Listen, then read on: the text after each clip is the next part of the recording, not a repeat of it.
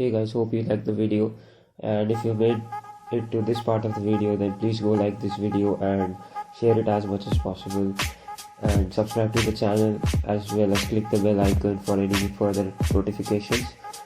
So let's get into the review video of this. The Asus Rog Strix G531GT comes with the Intel i7 9th generation 9750H processor with NVIDIA GeForce GTX 1650, a 4GB graphic card and 8GB of RAM. It has a 512GB SSD and has an extra 2280M.2 NVMe slot. It weighs 2.4 kg according to the company, but personally I don't feel it's so heavy. You simply won't feel it as heavy as other bulky laptops in the market. The body of the laptop is made of plastic and polycarbonate. Coming to the visible port, it has 3 USB Type-A ports and 1 HDMI 2.0 port and an Ethernet LAN port. It also comes with 3.5mm audio jack. What it doesn't have is a USB Type-C port and a SD card slot. It has a built-in Wi-Fi by Intel and also a Bluetooth 5.0.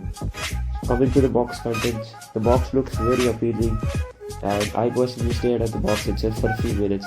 As you open the box, you will find the laptop itself. After picking up the laptop, the box contains usual paperwork and the charging cable and adapter. It also has tiny screws and a hard drive connector, as it has an option to be upgraded in the future if required.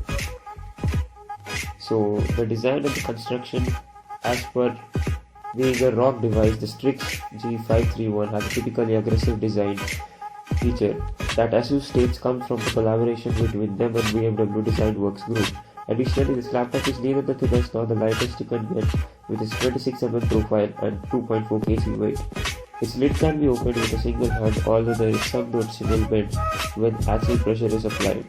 The lid seems stable with its hinges spread to the other end of the device. There is something else, though it makes the laptop a little weird, but also has a plus point. You might have guessed it.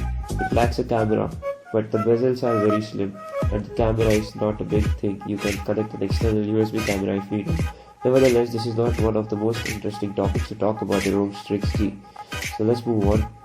On the base of the device, it has 3 strips of RGB LEDs running around its 3 sides. These are customizable by using the armoury crate and the Aura Sync option. The touchpad is very accurate and smooth. As you open the laptop, you are greeted by a 15.6-inch Full HD IPS panel. It is a 120Hz variant. There is also a regular 60Hz display variant available in the market for a cheaper price. Now coming to the part where the gaming performance is defined. In PUBG you get about 45 to 55 FPS on Ultra and 75 to 80 FPS on Medium, and can vary sometimes.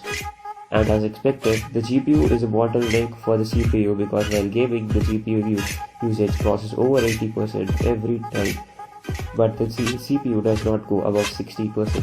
Still, rest assured that it will handle all kinds of games, and the temperature is also okay.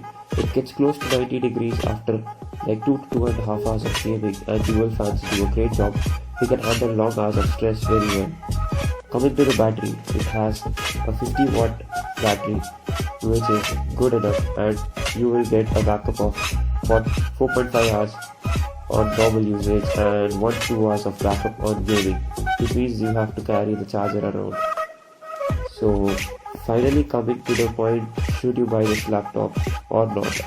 If you have the budget and you are looking for an aggressive looking laptop, this one's made for you. There are very powerful laptops out there, but looking at the design aspect, Asus Rog is always at the top.